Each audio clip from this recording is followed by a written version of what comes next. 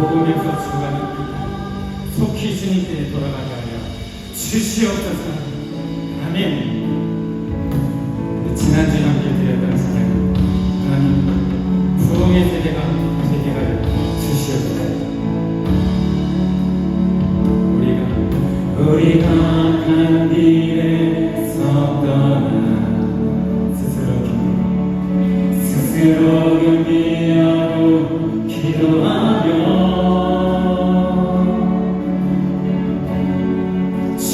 주를 구하오니 이 땅 고치소서. 다시 한번 찬양합시다. 우리가 간 길에 섰던 말씀대로 스스로 겸비하고 기도하며 주를 구하오니 이 땅 고치소서. 이 땅 고치소서. 주여 들으소서. 주여 들으소서. 주의 이름으로 이 검은 백성에게 부름을 주소서. 하나님을 구하는 세대 하소서. 온 땅 걷는 주의 영광 보게 하소서. 모든 나라 족속 가운데 희망까지 한나들고 지금 부르게 세대 세우소서.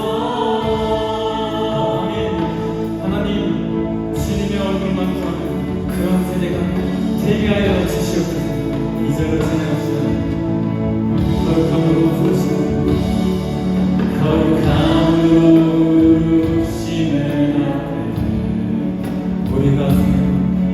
우리가 성회로 모여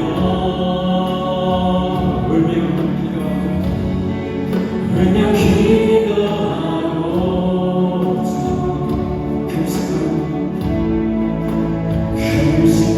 금식하오니 주여 세월을 아끼겠나이다. 주여 세월을 아끼겠나이다. 지금의 때가 아까이 아멘. 주 예수여 주님 속히 오시옵소서. 기도하는 마음 주여 들으소서. 주의 이름으로 이 강된 백성을 부름을 주소서. 하나님을 구하는 세대 하소서. 온 땅 걷는 주의 영광 보게 하소서.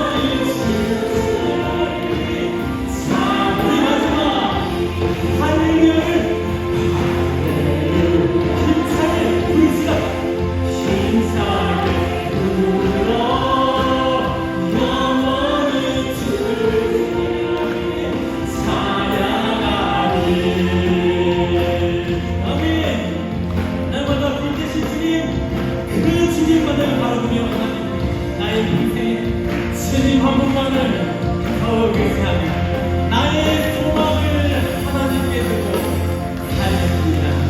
할렐루야. 아멘. 자, 우리 자리에서 다 일어나셔서 우리 주님 안에서 너무나하며 우리 주님을 찬양하십시다.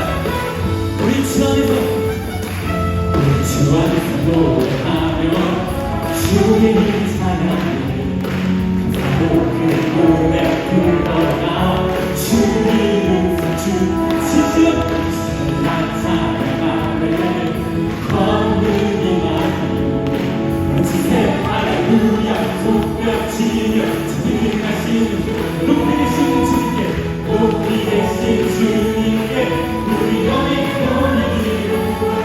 우리 마음과 주님의 처음부터 우리 주 안에서 노래하며 우리 주 안에서 노래하며 주 감사로 표현해 들어갑시다.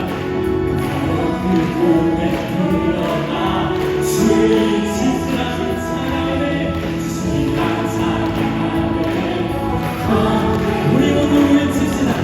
주세 할렐루야 손뼉치며 주님 가신 주의 높이 계신 주님께 우리 영이 떠나기로 우리 마음과 주님을 높이는 것 높이 계신 주님께 높이 계신 주님께 우리 영이 떠나기로 우리 마음과 주님을 높이는 것내 안에 모든 것내 안에 모든 것 주를 바라치며 주의 그 영광 내가 삶을 찬양하며 진실로 마음으로 주가 자유케 하니 주님을 찬양해 높이 계신 주님께 우리 영이 우리 마음으로 주님을 높여갑시다. 높이 계신 주님께 높이 계신 주님께 우리 영이 우리 마음과 주님을 높이고 내 안에 또 주님을 바라봅시다.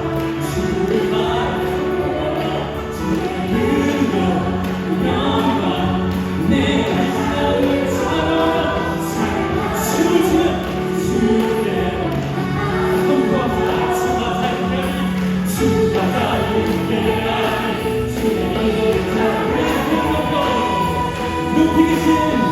높이 계신 주님께 우리 영이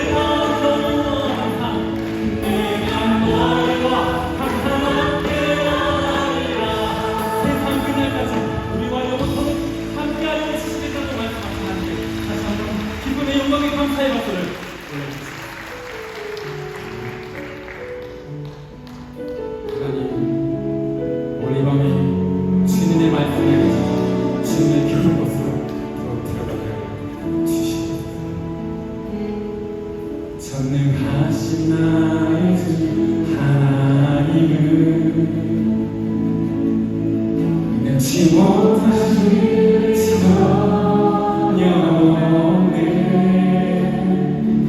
우리의 모든 강구 우리의 모든 생각 우리의 모든 꿈과 모든 소망도 신실하신 나의 주 하나님은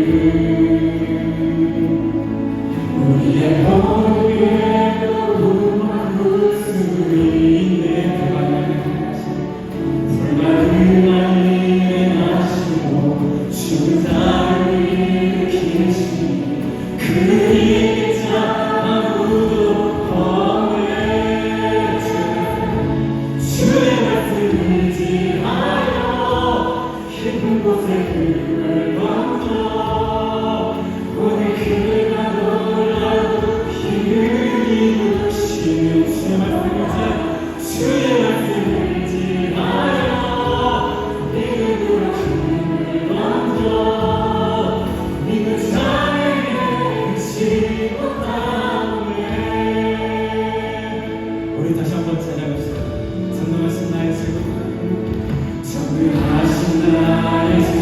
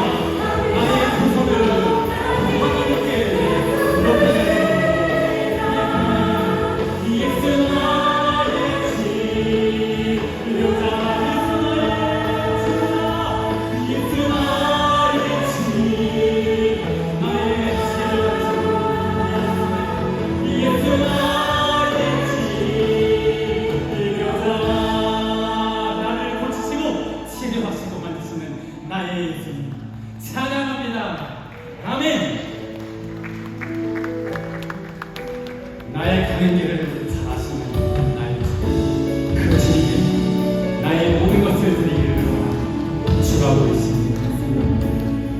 주가 보이신 생명에 나 주님과 함께 사랑 마음을 드리며 주님 앞에 나가리. 나의 어른이 되신 주, 그 나의 예수, 나의 힘이 되신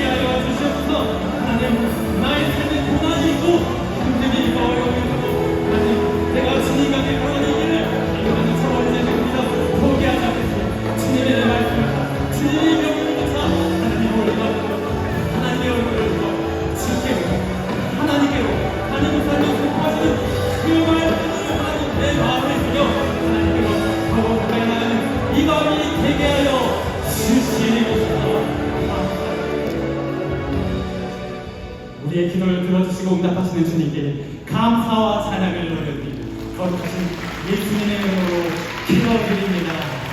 아멘. 사도신경으로 우리 신앙을 함께 고백하시겠습니다.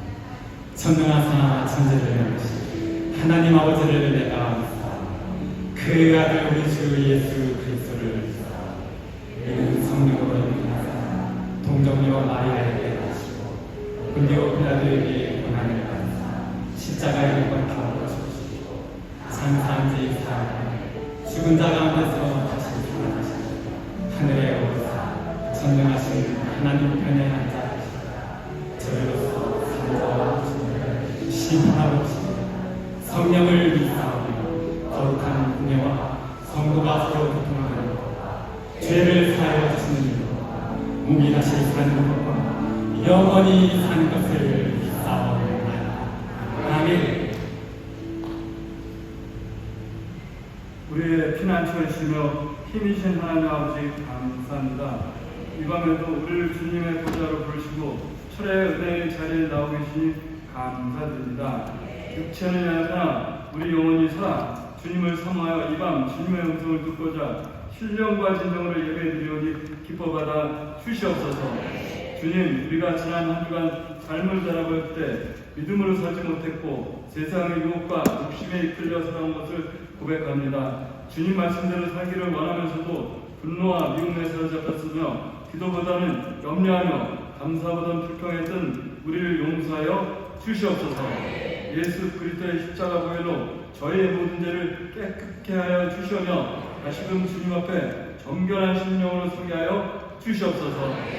여호와는 그 얼굴을 내게 비추사 은혜 베푸시기를 원하며 그 얼굴을 내게로 향하여 두시사 평강 주시기를 원하노라. 주님, 이 자리에 모인 모든 성도들의 가정에 은혜를 베풀어 주시옵소서. 자녀들이 말씀과 기도로 양육되어 믿음으로 세대로 세워지게 하여 주시옵소서. 다음 세대가 세상의 가치관에 휩쓸리지 않고 하나님 나라를 꿈꾸며 살아가게 하여 주시옵소서.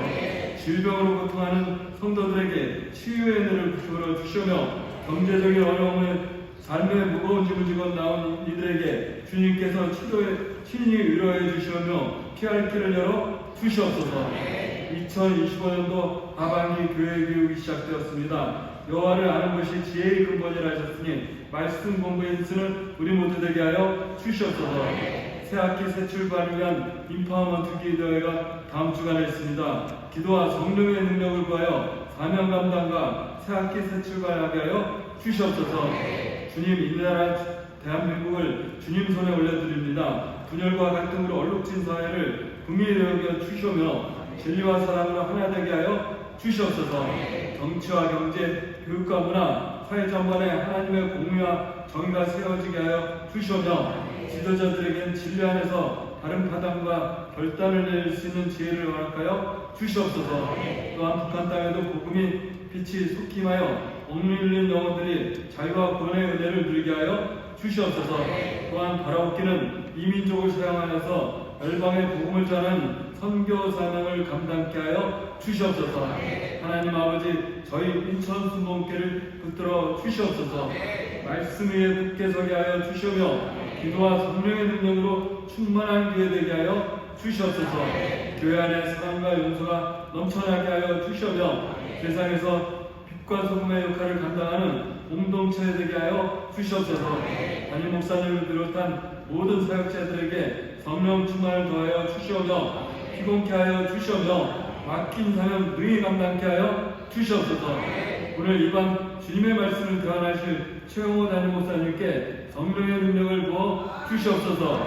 그 입술에서 나오는 말씀이 살아 역사하여 우리의 심령을 찌르고 변화시켜 상처 입은 자를 치유하고 낙심한 자에는 소망을 주며 믿음이 연약한 자들을 굳건히 서게 하여 주시옵소서. 하나님 아버지, 오늘 저희는 듣는 마음을 교회 되기를 소망합니다. 솔로몬이 주님께 듣는 마음, 분별하는 마음을 구했던 것처럼 우리 인천 순복음교회도 하나님 뜻을 잘 듣고 순종하는 교회 되게 하여 주시옵소서. 우리의 귀를 열어 주시오며 세상들에 흔들리지 않고 성령께서 말씀하시는 그 음성에 귀를 기울게 하여 주시옵소서.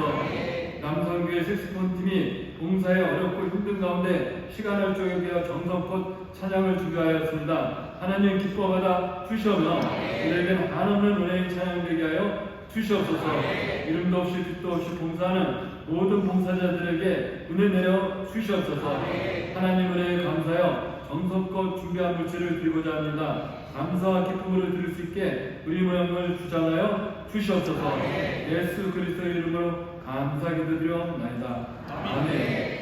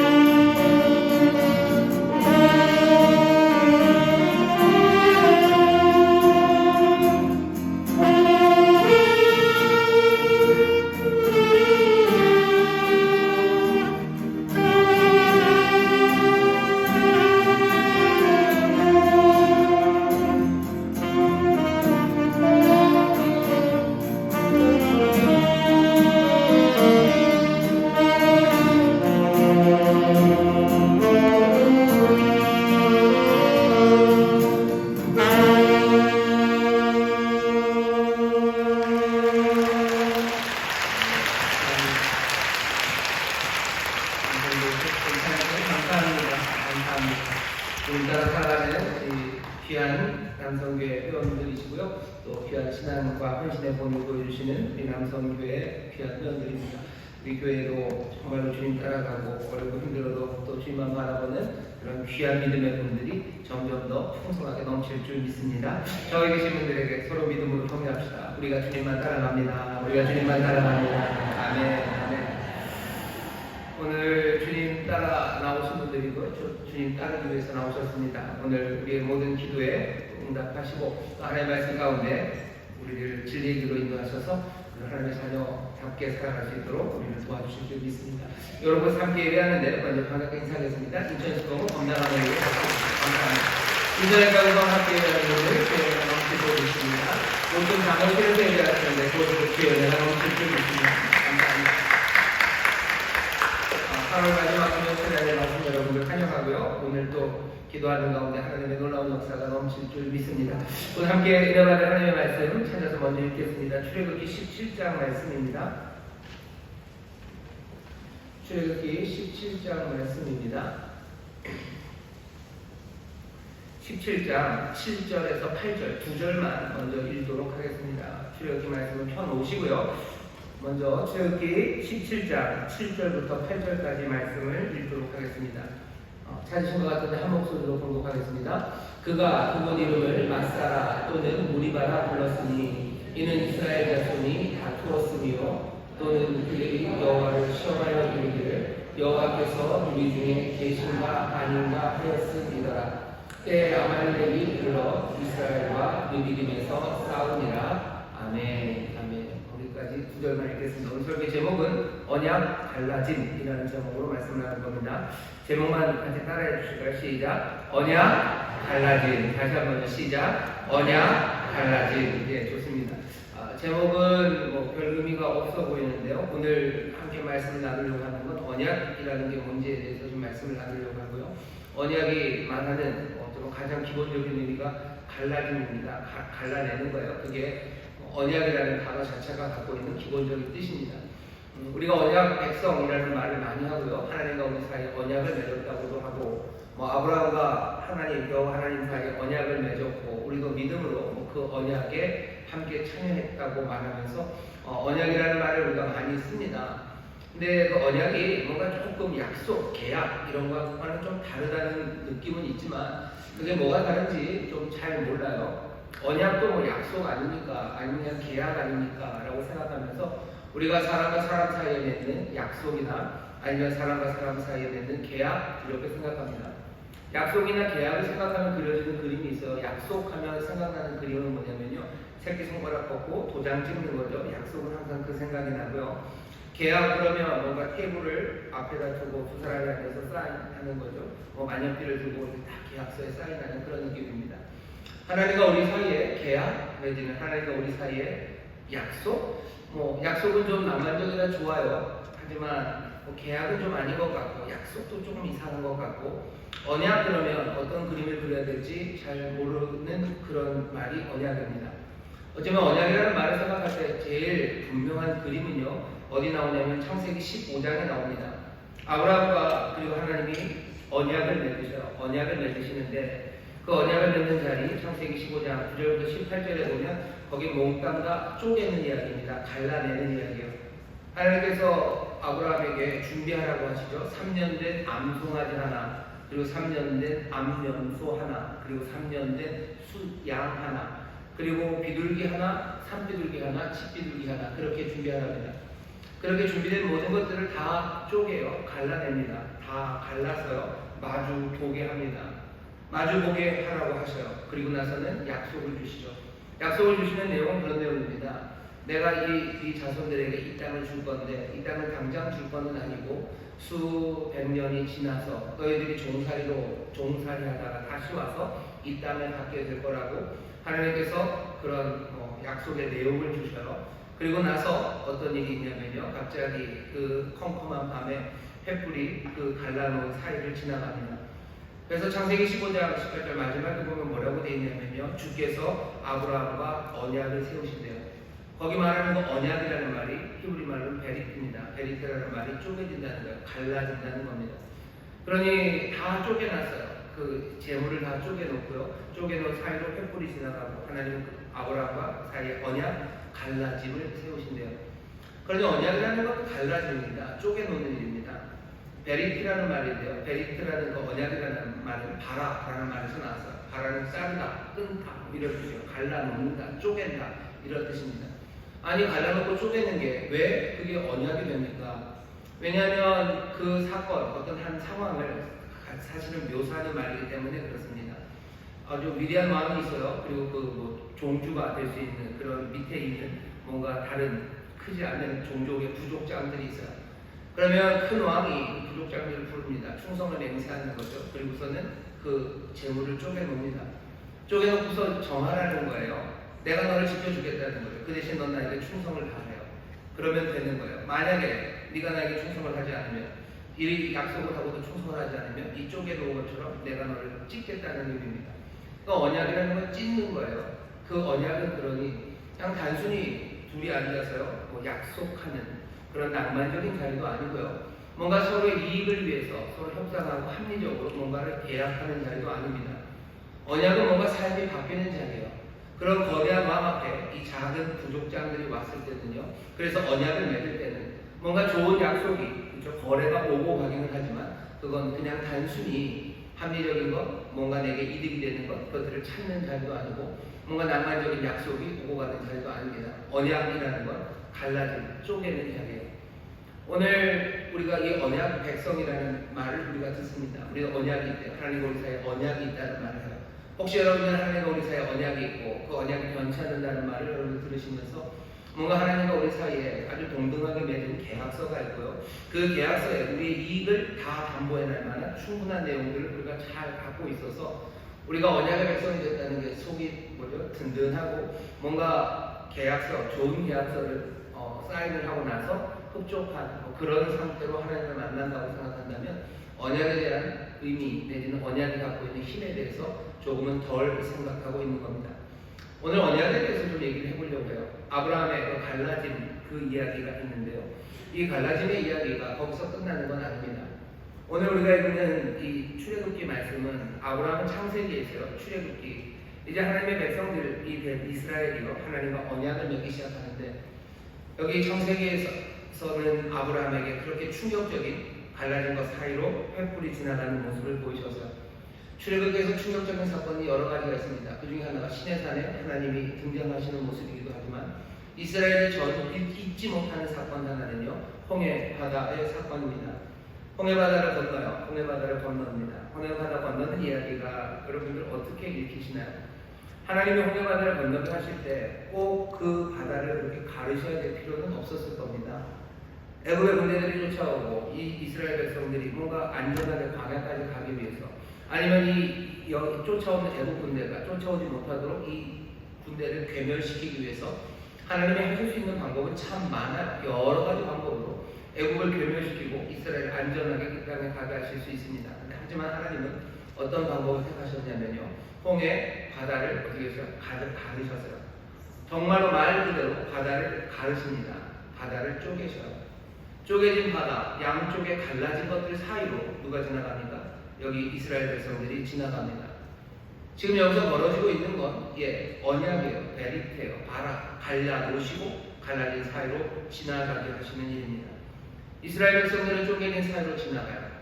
쪼개진 사이로 지나간다는 건 언약의 의미입니다. 이스라엘이 바다를 건너고 그래서 이 애굽에서 떠난다는 이야기는 어떤 이야기죠? 그 사람들의 운명이 바뀐다는 이야기입니다. 바다가 갈라졌을 뿐만 아니라 이스라엘의 운명도 갈라지는 거예요.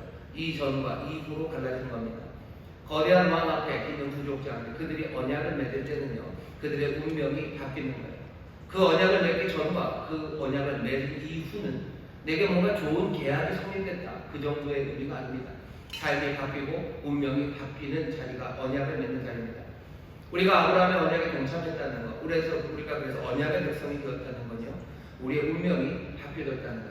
이제 그 전과 그 후가 다릅니다. 전에 이스라엘은 바로의 통치에서 살았어요. 이제 이 바다를 지나가고 나서는요, 이 언약의 행위가 있고 나서는 더 이상 바로의 통치로 살지 않습니다.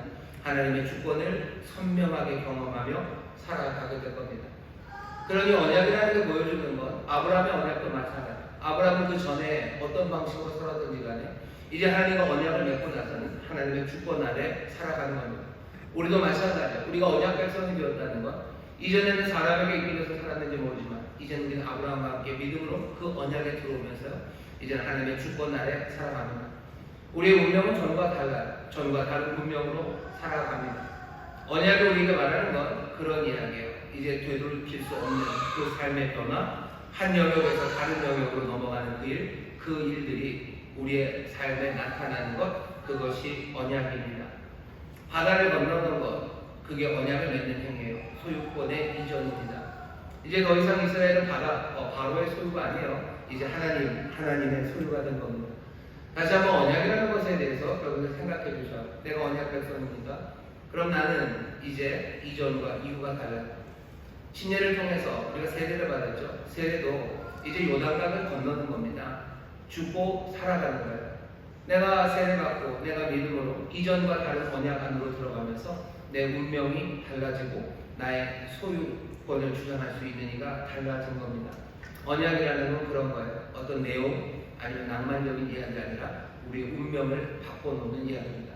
그 일은 어떻게 이루어져요? 갈라짐으로 이루어집니다. 갈라내는 거예요. 잘라내시는 일입니다. 옆에 있는 분들에게 얘기해 주죠. 우리는 언약 백성, 운명이 바뀌었습니다. 우리 언약 백성, 운명이 바뀌었습니다. 자, 언약이라는 건 그런 거죠. 그런데 생각해 보셔야 돼요. 언약이라는 건 운명이 바뀌는 거예요. 소유권이 바뀌는 겁니다. 바로의 소유에서 살다가 이제 하나님의 소유에서 살게 됐습니다. 그럼 그게 도대체 무슨 의미가 있습니까? 언약의 백성이 되었다는 건, 내 운명이 바뀌었다는 건 도대체 내 삶에서 어떤 의미가 있는 건가요? 바로의 소유로 살았을 때는 내가 힘들고 어려웠지만 이제 하나님의 소유가 됐으니 나는 만사가 오케이고 나는 이제 천하태평으로 살 수 있고 나는 일일이 만보로 살아갈 수 있는 사람이 되었다. 오늘 우리가 읽는 말씀들, 출애굽기 말씀을 잘 보시면요, 홍해를 건너간 사람들의 삶을 보셔요. 홍해라는 언약의 백성이 되었습니다. 그 다음에 이 사람들이 어떻게 살아가나 보셔요.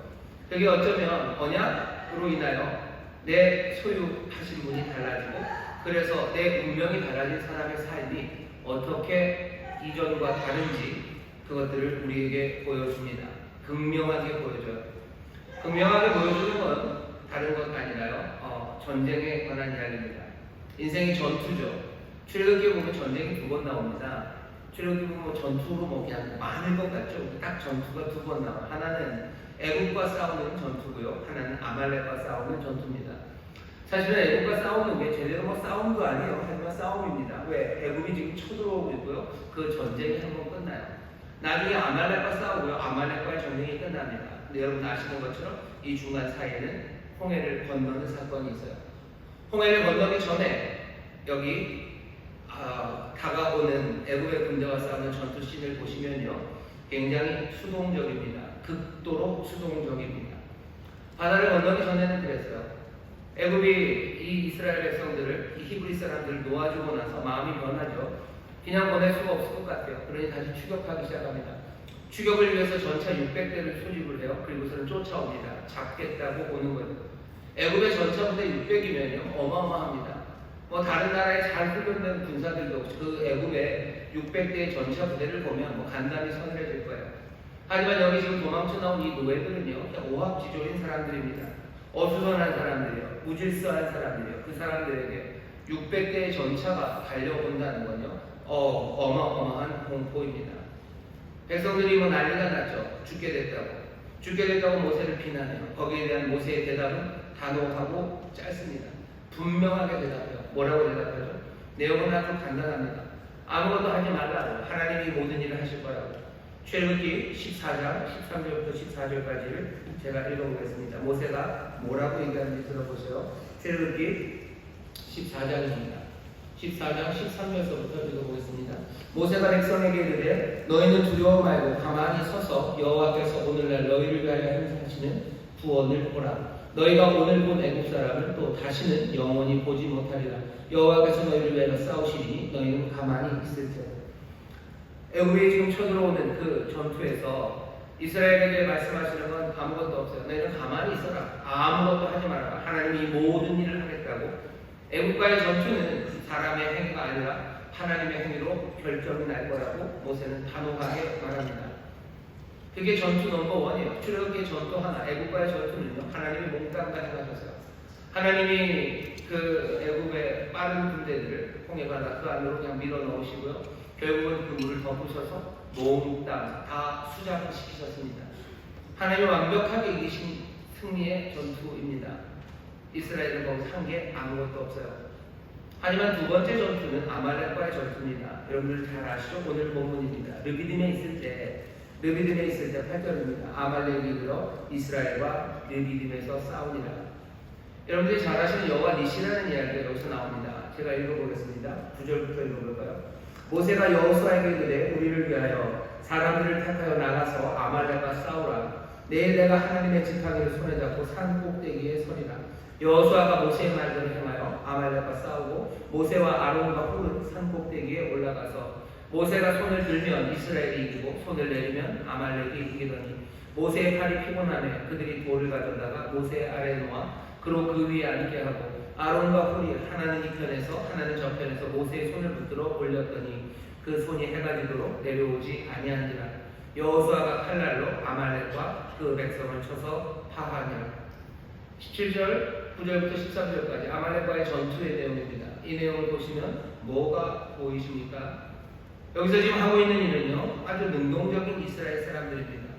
이스라엘 사람들이 나가서 싸워요. 이스라엘 사람들이 나가서 싸웁니다. 오늘 요 본문 말씀, 17장 9절부터 13절의 말씀에 뭔가 기적에 대한 힌트 그런 건 없습니다. 뭔가 기적의 얘기가 있으니까 잘 보셔요. 이스라엘이 나가서 싸운 거예요. 그리고 이긴 겁니다. 초자연적인 존재, 뭔가 하나님이 여기 있을 법한 힌트라고 한다면 모세의 손, 모세에 들려진 팔에 대한 이야기뿐입니다. 여기는 그런 게 없어요. 전에 홍해 바다를 가를 때 모세가 팔을 드니까 막 동풍이 불어오기 시작하고 하나님이 바다를 막아 세우시고요. 그리고 그때 들어가게 하시고 몽땅과 물을 다시 덮으셔서 그 사람들을 끝내셨어요. 그때는 하나님이 이렇게 어마어마한 일을 하셨어요. 그걸 우리에게 알려줍니다. 하지만 아말렉과의 전투를 잘 보셔요. 여러분들은 어떻게 생각하셨어요? 모세가 손을 들면 도대체 무슨 일이 일어납니까? 여기 모세가 손을 들면 하늘에서 벼락이 막 떨어지나요? 모세가 손을 들면 갑자기 모세의 손이 뭐죠? 그냥 손이 모처럼 커져가지고 연애 신장인가요? 누구야? 주성치 나던 영화에 나오는 거 소리꿈프처럼 팡팡 치는 모세의 손이 그렇게 됩니까? 모세가 손을 들면 갑자기 바람이 붑니까? 모세가 손을 들면 어둠이 오나요? 그런 얘기 아무것도 없어요. 보세요. 모세가 손을 들면 그냥 이스라엘이 이기고요. 손을 내리면 아말렉이 이깁니다. 그냥 그게 다예요. 왜 무슨 일이 일어났을지에 대해서 아무 말 없습니다. 아무 말 없어요. 그냥 이스라엘이 열심히 싸우고 있을 뿐입니다. 모세의 손이 적을 찌르는 것도 아니고 모세의 손이 그들을 이기는 것도 아니고 모세의 손이 올라갔을 때 바람이 불었다 이런 얘기도 없습니다. 그럼 도대체 어떻게 이해해야 됩니까? 어쩌면 모세가 하는 일은 모세와 아론과 홀을 지고 산 위에서 전투하는 자기 백성들을 보고 있고요. 어쩌면 백성들은 아래서 싸우면서 모세를 봅니다. 모세는 계속해서 지휘하는 거예요. 지휘하는 손짓은 하나입니다. 그냥 손을 들어요. 여기 모세가 손을 들고 기도할 거라고 얘기하는데 여기 기도한다는 얘기도 별로 없습니다. 모세가 손을 들고 기도하고 그러다가 기도하다 힘이 들어서 팔이 내려지면 이런 얘기가 없어요. 그냥 우리가 우리 생각을 갖다 집어넣는 거죠. 모세는 팔을 드는데 팔 들고 뭐 할까? 여기 설명이 있나요? 모세가 팔을 들고서 하나님 앞에 기도했다라는 말이 있습니까? 아니요, 그런 말 없습니다. 그냥 하나님의 지팡이를 손에 잡고 산 꼭대기에 서리라. 지팡이 들고 산에 올라가서 그냥 손을 높이 하늘로만 들일 뿐이에요. 모세가 하늘로 손을 든다는 건 어쩌면 전쟁에 나온 지휘관이 백성들 그리고 싸우는 군대에게 사인을 하는 거죠. 동쪽으로 가라, 서쪽으로 가라 라고 사인을 하는 거죠. 어쩌면 모세는 산 꼭대기 높이에서 손을 하늘 높이 그 지팡이와 함께 듭니다. 지팡이와 함께 든다는 건 하나님의 능력, 하나님이 행하셨던 모든 능력이 있는 그 지팡이야. 또 우리의 도움이 어디서 오는지에 대한 명확한 가르침이죠. 어쩌면 그것만이 지금 있어요. 이스라엘은 그것을 보면서 마음을 하늘로 모으는 거야. 하나님 앞에 하나님이 주시는 용기, 하나님의 신뢰, 그것을 가지고 싸웁니다. 여기에 갑자기 이스라엘 사람들이 달리기가 빨라졌다든지 아니면 주먹에 갑자기 파워가 실려졌다든지 그런 이야기는 없어요. 지금 이스라엘은요 싸웁니다. 이스라엘이 지금 싸우고 있어요. 이스라엘은 싸우고 지금 이깁니다. 오늘 여기 두 번째 전쟁에서는요 하나님이 분명히 역사하시고 약속하십니다. 여기 마지막에 보면 하나님이 대대로 16절 보시면요 아말렉으로 더불어 대대로 싸우리라 하셨다. 여기서 지금도 싸우고 계세요. 애굽에 있을 때만 싸우신 건 아니에요. 초자연적인 능력으로 그 전쟁을 주도하실 때만 싸운 게 아니라 여기 지금 아말렉과 이스라엘의 싸움에서도 지금 하나님은 싸우고 계신데 싸우는 방식은 전혀 다르죠. 애굽과 싸울 때는 어마어마한 능력으로 나타나 초자연적으로 역사하셨고 기적으로 역사하셨어요. 하지만 여기 아말렉과의 싸움에서는요 그런 방식은 아닙니다. 그런 방식은 아닙니다. 어쩌면 우리가 언약의 백성으로 살아간다는 것, 그래서 정말로 하나님의 자녀로 살아간다는 것, 그 다음에 우리가 살아가는 삶의 모습에 대해서 우리가 생각해야 되는 것 하나가, 우리가 이제 바로의 백성이 아니라 하나님에게 속한 하나님의 소유가 됐으니 우리는 이제 아무것도 안 해도 되고 뭐 닐리리아로 살아도 되고 만사 오케이고 그냥 더 수동적으로 살아도 되고 라고 생각할 것 같은데, 오늘 본문을 보면 그러지 않아요.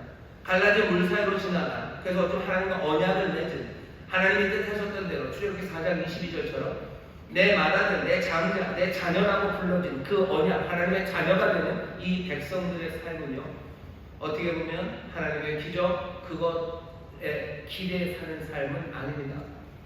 이 사람들은 스스로 싸우는 사람이 되었어요. 아니, 스스로 싸우게 됐어요. 하나님은 떠나셨습니까? 아니요, 그러지 않아요. 하나님은 아말렉과 끝까지 싸우시겠다고 하셔. 하지만 싸우시는 방식이 이전에 애국과 싸우던 방식과는 다릅니다. 애국과 싸울 때는 하나님은 뭔가 밖에서 일을 하셨다면, 이제는 하나님이 그 안에서 일을 하고 계신 것 같아요. 이스라엘 사람들 마음에 용기를 주시는 거죠. 희망을 주시는 거죠. 믿음을 주시는 거죠. 그래서 싸울 수 있다는, 다시 한번 북돋움, 그런 것들이 높이 올린 모세의 손을 보면서 이스라엘에게 임한 겁니다. 그것 말고 여기에 다른 기적의 이야기는 없어요. 언약의 백성이 되었기 때문에 이제 내 삶은 아무것도 안 해도 된다. 아니, 전쟁의 이야기를 보십시오. 오히려 반대인 것 같이 보입니다. 우리가 하나님의 백성이 되고 하나님의 자녀가 되었을 때 어쩌면 오히려 하나님은 우리에게 더 많이 맡기시는 것 같아요. 네가 달려가라고 말씀하시는 것 같아요. 오늘 우리가 읽은 본문 보시면 르비딤에서 아말렉이 쳐들어왔어요. 왜 쳐들어왔죠? 7절에 보시면 다툼이 있습니다. 마사, 무리바라는 곳이요. 이 사람들이 홍해바다를 건너고 사람들이 이제 주를 믿어요. 그리고 모세를 믿기 시작합니다. 하지만 그 믿음은 오래가지 않아요. 작심 3일이란 말이 이 사람들에게도 그대로 적용이 됩니다. 그 일을 믿고 나서 3일째 될 때, 그때 벌써 불평이 터져 나옵니다. 목마르다는 거죠. 마라의 샘물을 하나님이 달게 만드셨어요. 엘림에서 물을 주셨어요. 하지만 그 며칠 못 갑니다. 또 사람들은 얘기합니다.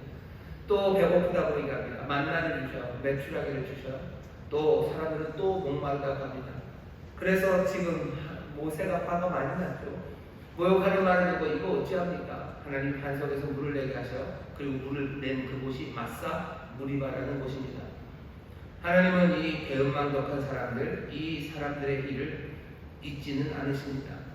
그러니 어떻게 하시는 거예요? 그 리비딤에서 그 일이 있고 나서 바로 아말렉이 쳐들어옵니다. 하나님을 의심하는 것, 거기에 대해서 하나님이 기뻐하지 않으셔요. 무리바에서 사람들이 그 일을 해놓고 하나님은 물을 주셨지만 그 일에 대해서 그냥 넘어가지는 않으시죠. 아말렉이 쳐들어옵니다. 어쩌면 7절에서 8절로 넘어가는 그 과정에서 우리가 배워야 되는 교훈은 아마 그 교훈이 제일 먼저 표면에 나오는 교훈이에요. 르비딤, 하나님을 의심하고 또 하나님을 향하여 배은망덕했던 그곳에서 아말렉과의 전쟁, 어려움이 옵니다. 하지만 그것만은 아닙니다. 여기 7절을 잘 보시면 17장 7절입니다. 이 사람들 마음에 가졌던 생각은 이거예요. 여호와께서 우리 중에 계신가 아닌가 하였습니다. 여호와께서 우리 가운데 우리 중에 계신가 안 계신가 그것 의심했답니다. 여기 우리 중에 라는 말이요. 베키루 베누 뭐 이런 말은 이거 잘 생각. 우리 중에 계시다라는 말은요 두 가지입니다. 하나는 우리 가운데 계시는 거죠. 영어로 어멍입니다. 어멍. 우리 가운데 우리들이 있는데 여기 계시는 거예요. 아니면 우리 안에입니다. 우리 안에 우리 안에 계신 거예요. 여호와께서 우리 가운데 계신가 아닌가 사람들이 의심합니다. 이 이야기는 여러분들 하나님의 나라 천국에 대해서 예수님이 하셨을 말씀도 우리에게 그 두 가지를 생각하게요. 천국이 여기 있다 저기 있다 하지 말아라. 천국은 너희 가운데 있다 할 때, 너희 가운데, 너희 안에 있다 할 때요. 그 말도 마찬가지입니다. 너희 안에, 너희들 가운데, 여기 약간은 외적입니다. 아니면 너희 안에, 그럼 미리 너희 이 안에 있다라는 말씀처럼도 들려요. 여기 있는 말씀 같은 말씀이에요. 여호와께서 우리 중에 계신가 아닌가라고 묻는 겁니다. 만약에 우리 가운데 공간적으로 계신가 아닌가라고 생각한다는 건 우리 외적으로 계시는 거예요. 애국과 싸울 때 그런 이야기입니다. 애국과 싸울 때 하나님 우리 가운데 계셨어요. 우리 가운데 계셔서 우리 가운데 서신 그 능력의 하나님이 모든 능력과 지혜로 완전히 싸워 이기시고 우리는 수동적으로 그것들을 누리기만 하면 돼요. 하지만 아말렉과의 싸움에서 다릅니다. 하나님은 우리 간에 공간적으로 여기 계신 게 아니라 우리 안에 이 마음 안에 계신 것으로 나타납니다. 용기를 주시는 분이시죠. 그리고 또 우리에게 소망을 주시고 우리에게 믿음을 주시는 겁니다. 오늘 여기 있는 이 말씀이 이 싸움의 이야기가 우리에게 낯설어 보이지만 가만히 생각해 보면 출애굽기 이런 얘기가 굉장히 많아요. 출애굽기 2번 나오는 이야기들이 있는데 그 중에 하나가 전투, 우리가 읽은 전투죠. 애굽과의 전투, 그리고 아말렉과의 전투예요. 여기서는 하나님이 애굽 사람들을 몽땅 다 익사시키셨어요. 능동적으로 하시고 사람들이 할 일은 아무것도 없었습니다. 아말렉과의 전투에서는 달라요. 이 사람들은 이스라엘은 지금 일합니다. 능동적으로 일합니다. 하나님은 다 배제됐으니까 그건 아니에요. 하나님도 아말렉과 싸우십니다. 하나님도 싸우시고 이스라엘도 싸웁니다. 또 다른 것 하나는요, 하나님의 현현이, 하나님이 나타나시는 이야기가 하나님이 신의 산에 나타나십니다. 그때는 사람들이 할 건 아무것도 없어요. 그냥 신의 산에 하나님이 빽빽한 구름, 천둥, 그 영광으로 신의 산에 임하시는 거예요. 사람들은 그냥 하나님의 영광, 그 영광 앞에 그냥 수동적으로 무릎 꿇을 뿐입니다. 하지만 출애굽기에 보면 하나님이 나타나시니 신의 산에만 나타나시는 건 아니에요. 사람들이 성막을 만듭니다. 모세를 통해서 하나님이 성막에 설계도를 주셔. 사람들이 정성껏 만들어요. 힘을 다해서 성막을 만들어요. 그리고 그 성막에 하나님이 임하셔요. 신의 산에 임하셔요. 그리고 또 성막에 임하십니다. 느낌이 좀 달라요. 신의 산에 임하시는 하나님에 대해서 사람들이 할 일은 아무것도 없어요. 하지만 성막에 임하시는 하나님에 대해서는 사람들이 할 일이 많아요. 사람들의 일만 있는 건 아닙니다. 하나님이 오셔야 되는 거예요. 하나님은 오시고 사람들을 준비합니다. 또 다른 것 하나가 있어요. 뭐냐면 십계명입니다. 십계명의 돌판이 2개가 나와요. 첫 번째 돌판은 사람이 할 거 아무것도 없습니다. 그냥 하나님이 몽땅 다 만드셨어요. 모세에게 안겨주셨어요. 하지만 사람들이 범죄하고 나서 문제가 심각했죠. 그리고 하나님 그 모세가 그 돌판을 깨뜨립니다. 하나님 모세에게 명하신 것은 그 똑같은 모양으로 네가 돌을 다듬어서 올라오래. 모세는 돌을 다듬어서요. 그 십자가 십계명을 적을 돌판 불을 들고 산으로 올라갑니다. 그리고 여호와께서는 그 십계명을 그 언약을 그 판에다가 쓰셨어요. 첫 번째 판은 하나님이 다 하셨어요. 두 번째 판은 어떻습니까? 모세와 하나님이 함께 하십니다. 언약의 백성이 되었다는 건 출애굽기 4장 22절에 보면 하나님이 우리의 아버지가 되시고요. 이 백성들을 자녀 삼으시겠다는 언약이에요. 하나님이 우리를 자녀 삼으시겠다는 그 언약은 운명이 바뀌어지는 거라고 그러는데 바로의 종에서 하나님의 종으로 바뀌어지는 건데 어차피 종이면 똑같은 거 아닙니까? 아니요, 그렇지 않습니다. 바로의 종이 되고 누군가의 종이 되었다는 건 자유를 뺏기는 거예요. 하지만 하나님의 종이 된다는 건 자유를 위해서 부르심을 받는다는 의미입니다. 출애굽기에 보면 하나님은 처음에 모든 일을 다 하셔요. 하나님은 행하셔요. 그리고 두 번째 파트로 갔을 때 어떻게 하셔? 하나님은 가르치십니다. 하나님은 가르치셔요. 사람은 어떻게 합니까? 사람은 처음에는 몽땅 다 의존할 수밖에 없어요. 하지만 두 번째 파트로 가면 상호 의존입니다. 하나님을 의지해요. 또 동시에 하나님도 우리에게 의존합니다. 돌판을 만들어 오라고 하죠. 성막을 만들라고 하죠. 너희들이 나가서 싸우라고 하죠.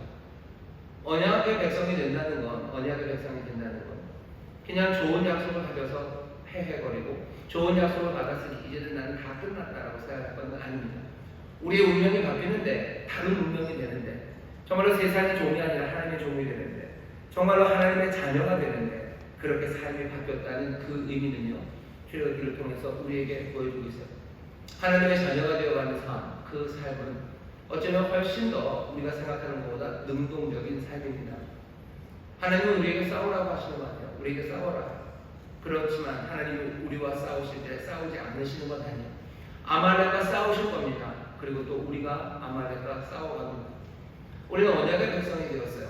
혹시 예수 믿고 이제 내가 하나님의 자녀가 되었으니 난 이제 가만히 있으면 다 되겠다 생각하시지 마셔. 언약의 우리를 바꾸는 운명은 우리 하나님의 자녀로 만든 겁니다. 하나님의 자녀된 사람들은요 자유로 부르심 받아서 하나님의 자녀가 된 사람은 능동적으로 싸우는 길, 하나님과 함께 싸우는 일로 우리가 부름 받았어요. 언약의 백성이 되어서 내 운명이 어떻게 바뀌었는지 다시 한번 확인하셔야 됩니다. 언약으로 세워진다는 것, 그것은 하나님의 자녀가 되는 거고요. 하나님의 자녀가 된다는 건 뭐예요? 성장해 나간다는 겁니다. 언약은 우리를 성장으로 불러요. 성장으로 부릅니다. 성장은 시간이 걸리죠. 시간이 지나면서 우리는 점점 더 성숙할 수 있는 능력을 키워갈 겁니다. 그동안에 부모는 어떻게 해요? 아이가 스스로 활동할 수 있도록 공간을 만들어주는 겁니다. 하나님은 우리에게 계속해서 공간을 만들어주셔요. 출애굽기 내용이 그런 내용이죠. 하나님은 다 아십니다. 그렇기 때문에 아프게 이 일을 진행하십니다. 아이가 넘어질 걸 엄마들은 압니다. 아빠도 알아요. 아이가 넘어질 걸 알면서도 걸을 수 있도록 허락하는 거예요.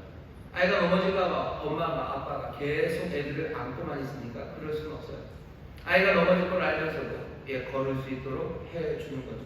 실수할 걸 압니다. 그러면서도 선택할 수 있도록 해주는 겁니다. 잘못된 길, 잘못된 방향으로 갈 것을 알면서도 여행할 수 있도록 해주는 겁니다. 그러니 부모는 어때야 돼요? 조금 강하고 절제된 모습을 보여줄 수밖에 없습니다. 출애굽기에 얘기가 그래요. 사람들은 계속해서 넘어져요. 계속해서 넘어지고 실수합니다. 하나님은 어떻게 하세요? 그때마다 괴로워하셔요. 하나님의 분노하시고, 하나님의 분노, 어쩌면 진노는요, 그냥 앵거, 분노만 아닐 거예요. 그거 괴로움이죠. 앵기시라는 거, 괴로움이죠. 하나님은 괴롭죠. 부모님들 괴롭죠. 애들이 자꾸 넘어져요. 게다가 이 녀석은 뭐 그렇게 다리가 튼튼하고 근육이 튼튼한 녀석이 아니고 뭔가 평형 감각이 그렇게 완벽한 아이가 아니에요. 그러니 아주 심하게 넘어집니다. 넘어지면 심하게 넘어지는 아이예요. 그래도 어떻게 해요? 그냥 둬야죠. 그래야지 걸어가는 거 아니겠습니까? 그럼 그렇게 넘어지는 아이를 보면 부모님은 화가 나요. 화가 납니다. 하지만 그 화가 나는 그것은 괴로움입니다. 언약, 하나님 우리가 언약을 맺으시며 하나님도 갈라지시는 거예요. 하나님의 운명이 바뀌시는 거예요. 우리를 자녀로 삼으시며 하나님의 운명이 바뀌셔요. 그냥 멀쩡하고 훌륭하고 정말로 천사 같고 뭐 완벽한 일을 자녀로 만드시는 그 언약, 그렇게 언약을 맺으셨다면 하나님의 삶도 그리 많이 달라지진 않으셨을 텐데 하나님이 우리와 언약을 맺으시면서 하나님의 운명도 갈라지신 겁니다. 갈라지셨어요. 그리고 어떻게 하세요? 그 언약을 하나님 충실하게 지켜가십니다. 기다리시는 거죠. 기다리시는데 아픔으로 기다리시는 거예요. 우리가 넘어지는 거 보면 하나님 화나셔요. 하나님 괴로우셔요. 그래도 그럴 수밖에 없어요. 왜? 이 운명, 하나님의 자녀가 된 이 달라진 운명 안에서 살아나게 하기 위해서 제대로 걸을 때까지 기다리셔야 됩니다. 그게 우리가 구약에서 출애굽에서 보는 하나님의 모습이에요. 언약, 그것은 갈라짐입니다. 갈라짐이에요.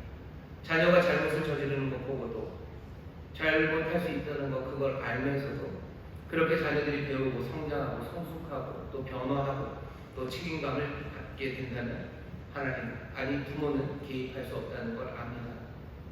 우리가 언약으로 하나님의 자녀가 되었는데 왜 하나님은 매번 우리가 넘어질 때마다 붙잡아 주지 않으실까요?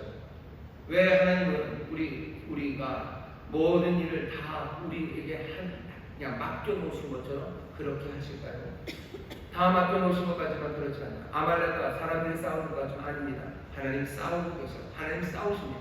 하지만 그 싸우시는 방식이 어쩌면 아무것도 할 수 없는 그런 무방비 상태의 사람들에게 했던 그 방식 말고 다른 방식으로 우리를 도우시기 때문입니다.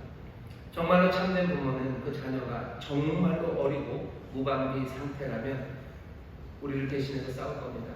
하지만 우리가 성숙해지려면 정말로 자기를 위해 싸울 수 있는 그런 내면의 힘을 주기 위해서 계속해서 돕고 또 그 일을 이루려고 힘 주시는 그런 부모가 참된 부모입니다. 홍해바다 그것을 건너기 전에 이 사람들과 건너고 나서의 전쟁에 하나님이 하시는 방식이 다르고 또 그래서 이스라엘이 싸우는 방식이 달라지는 겁니다. 갈라진 언약 백성이요. 우리가 언약 백성입니다. 우리의 운명을 바뀌었어요. 우리가 운명이 바뀌었다는 운명을 어떻게 받아들여야 되는지 다시 한번 생각하세요. 혹시 내가 이제 하나님의 자녀가 됐으니 나는 아무것도 아닌 수동적인 사람, 나는 뭐 하나님의 자녀가 됐으니 나는 그냥 뭐 모든 것이 다 잘 될 것 같은 사람, 아니면 하나님이 모든 것들을 다 책임져 주시니 나는 아무것도 할 일이 없을 거라고 생각한다면 그건 오해입니다. 아브라함의 언약을 받아요. 아브라함의 언약을 받고 새로운 삶, 새로운 존재로 살아가기 시작하는 그 길에 넘어지는 일 많고 또 싸워야 되는 일 많습니다. 이스라엘이 그렇게 걸어가요. 예수님이 이 땅에 와서 우리를 부르셔서요, 우리를 이 언약 안으로 들어오게 하셔서 우리는 주와 함께 이제 운명이 바뀐 사람입니다. 우리도 갈라진 사람입니다. 우리도 찢어진 사람이죠. 우리도 그리스도와 함께 죽고 그리스도와 함께 살아나서 이전에 나는 없고 새로운 나 하나님의 자녀로 살아갑니다. 하나님의 자녀로 살아가니 이제 나는 수동적으로 살아갑니다. 아니, 오히려 그 반대이기가 쉽습니다. 하나님의 자녀의 권세로 살아간다는 이야기가 하나님의 자녀의 특권, 하나님의 자녀의 초능력으로 살아간다는 건 아니에요. 하지만 하나님의 자녀의 권세로 살아간다는 건요, 수동적으로 살아가는 게 아니라 능동적으로 살아간다는 겁니다. 이제는 성령의 도우심으로 주의 그 말씀의 빛 안에서 정말로 성령의 인도하심 따라서 우리가 싸워나가는 사람들, 그 사람들이 언약 안에 살아가는 사람들입니다.